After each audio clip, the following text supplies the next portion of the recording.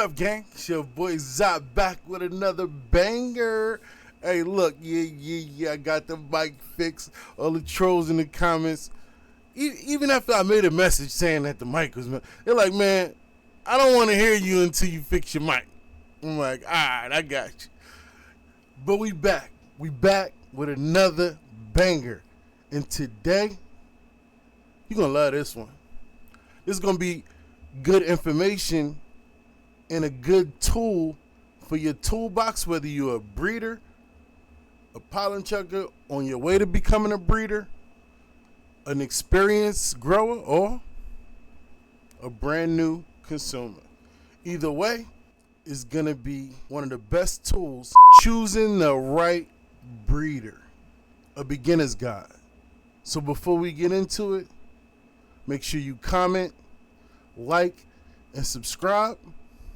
And without further ado, let's get straight into it.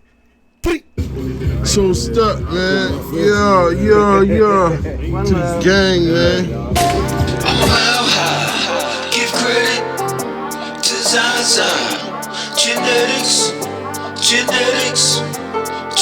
All y'all niggas weed is pathetic. I don't know why you try to sell it. I'm smoking the strain. It's killing my lungs, but damn, it's easing my brain. I'm losing control, my body's immune, it's all the same. Except for genetics, cause they got the flame. Roll up a 3, everything you got game. Puff it and pass it, the cipher remains. In the 360, y'all niggas ain't ready, I'm steaming the pot like. What's that? That's ZaZa. Smell that. That's ZaZa. Alright, gang. We back, man. We back. So, choosing the right breeder. Super important, man. We talk about it all the time, how important it is to choose the right breeder. You gotta choose the right breeder, man. It would behoove you to choose the right breeder, man. And today we're gonna go over some tips on how you make a good, educated decision when it comes to finding a good breeder. So, number one, and these are not going to be in any particular order. They're all equally important, and they all will help you to make a good decision. But number one is a breeder that's willing to have a conversation with you, right? We always talk about how important it is to ask the right questions, the right qualifying questions. I'm the type of guy that, because I'm so proud of my work, I'm always having conversations about it. Any opportunity to talk about, to educate, to just help you out is an opportunity for me. So having conversations is the epitome of what I do, right? And it's the same thing that goes for any reputable breeder. If you have the good qualifying questions, then it should be no reason why you should get and I see it all the time. That's like the foundation of what I teach my guys. Like, make sure, I always tell them, you only need to know just a little bit to know more than your favorite pollen chucker, right? More than your favorite so-called breeder, right? You only need to know a little bit of information. And if you can ask the right qualifying questions, you'll get a response, and it'll give you a good idea whether this is somebody you want to deal with or not, right? And some good questions, and I see it happen all the time. You get in there and you ask a question like, okay, I see you put BX on your, or BC, right? Back cross. Some people like BC, prefer BC. I see you put BC on your pack, referring to a back cross. You know, from my understanding, typically when we do a back cross, it's primarily to isolate a particular trait.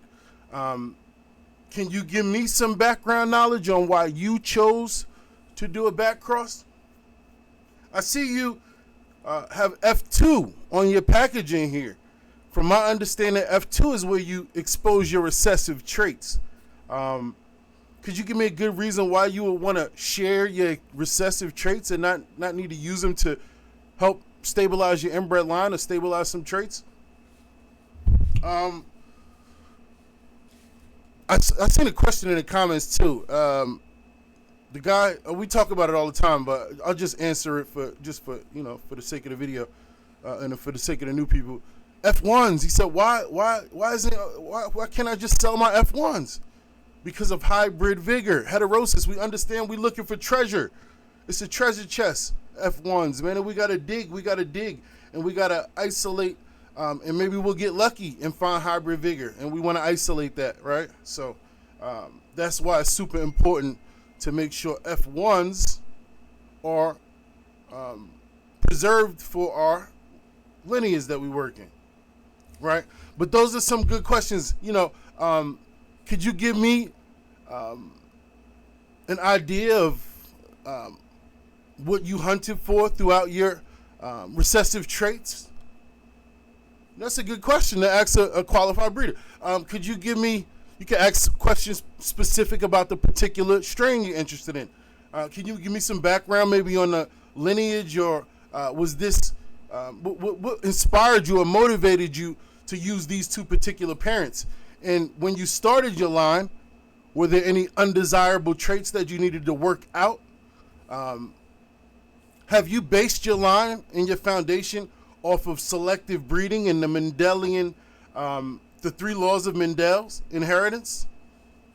So these are all good questions you can ask, and write them down, take notes, because these are all questions you want to pull out and be able to, and a good responsible breeder will be able to answer these questions, right?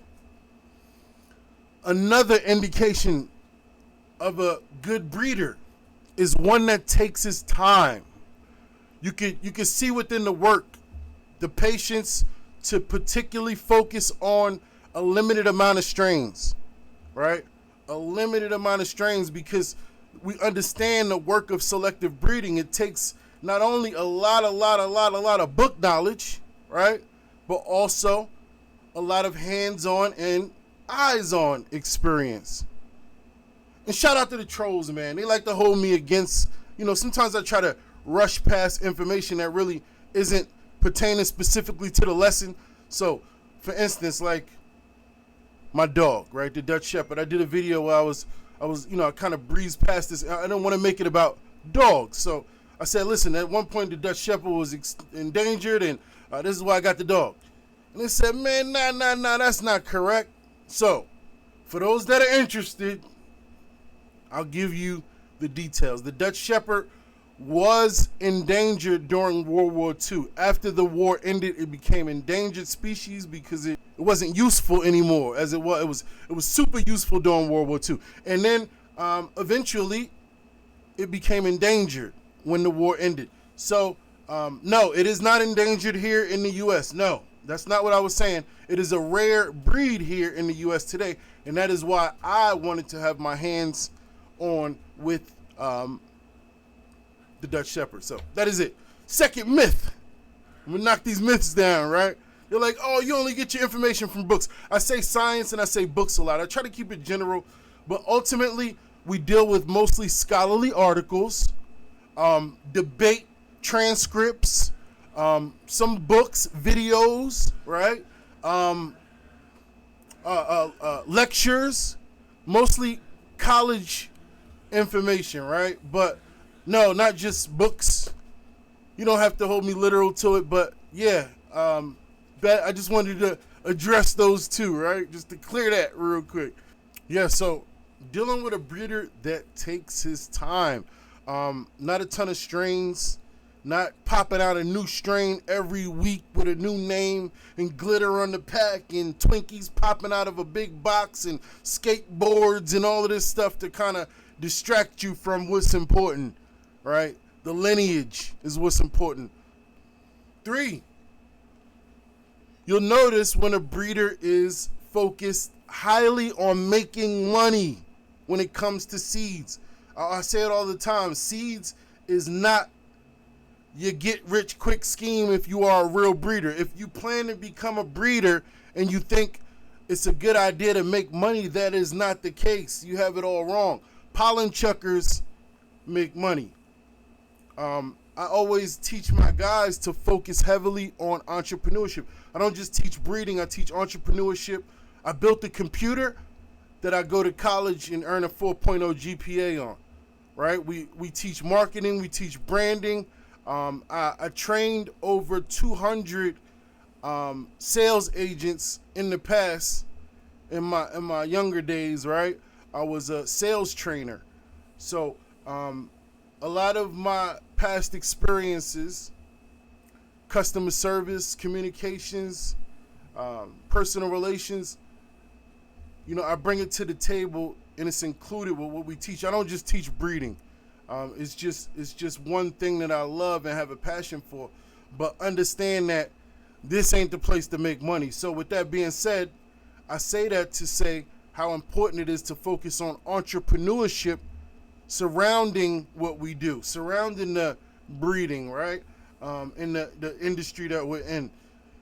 The entrepreneurial opportunities, right? My business, I'm a business major. I try to, as I learn on the go, I try to apply it to my everyday life and also include it with Team ZaZa as well, so they can, you got guys like Gold Beard Genetics teaching financing classes in the Discord. We had health and wellness classes. We had at one time skin fitness classes. So we're gonna get back active. So we invite all of the new to come on through. All right, and before we get into the last one, number 4, remember one thing. All of this is great information to help you build up your toolbox, whether you're a breeder, grower, don't matter. But the most important thing is all this information is contingent on you knowing the answers to the questions, knowing the information, having a good, strong foundation yourself, right?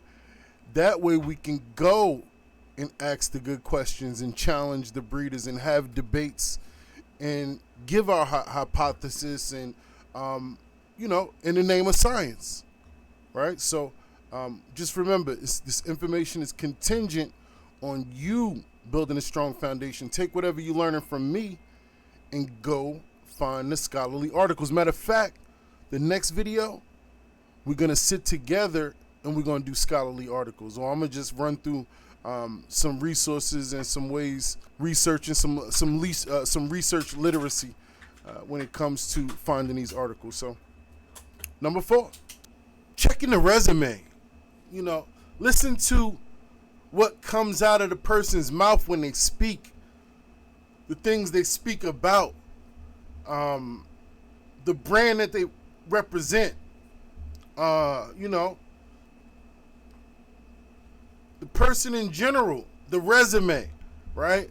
What does their portfolio look like? What does their body of work sum up to, right? What does it check out to be, right? You do a temperature check.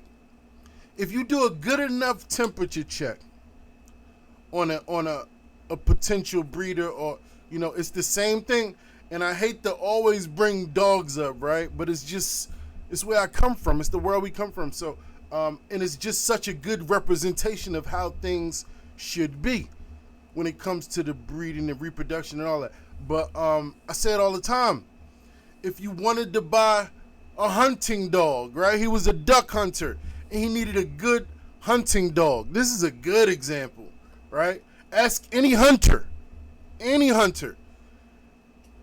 and see how serious they take the individual breeder that they are considering when looking for a new hunting dog, a new retriever, a new pointer, a new setter, right?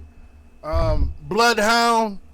All of these working dogs, man, they need to come from a reputable, because at the end of the day, we want to represent a strong foundation and a good, solid bloodline. So what we put out is a representation of us. I was talking to 703 the other day, and I realized, like, man, nah, I don't do testers, and it's cool because that's just my way of things, because my level of experience. But I am the tester for my team, right?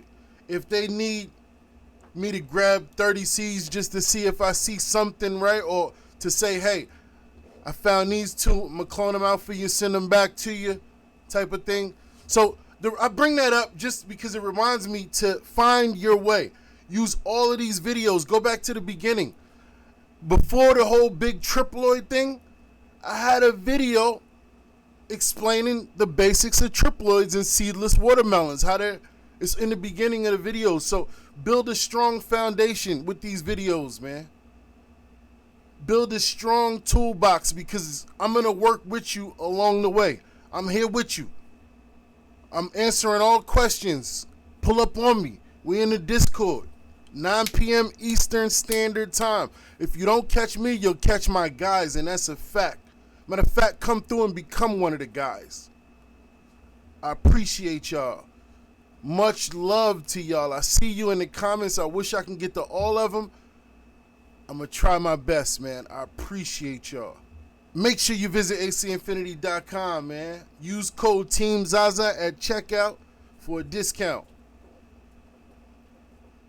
Make sure you visit ZaZagenetics.com right now. It's a crazy sale going on.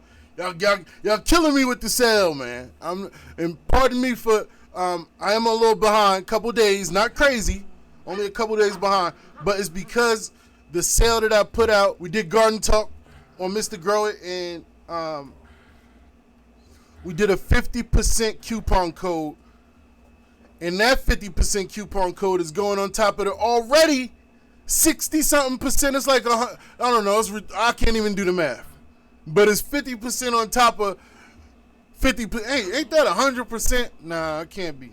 I don't know how it works, but the sale is crazy. Y'all got me busy. I'm packaging on. Look, I keep the packaging close by, man.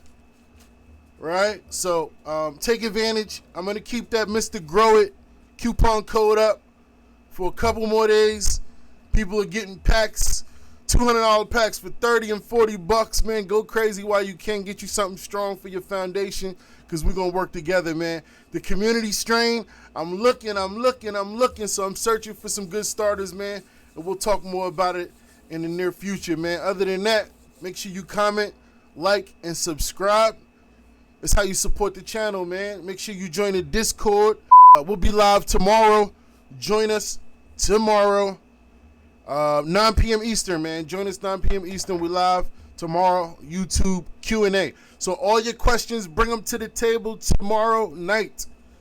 We're doing a Q&A, man. So rock with your boy tomorrow night, and let's talk about it, man, and answer all your questions.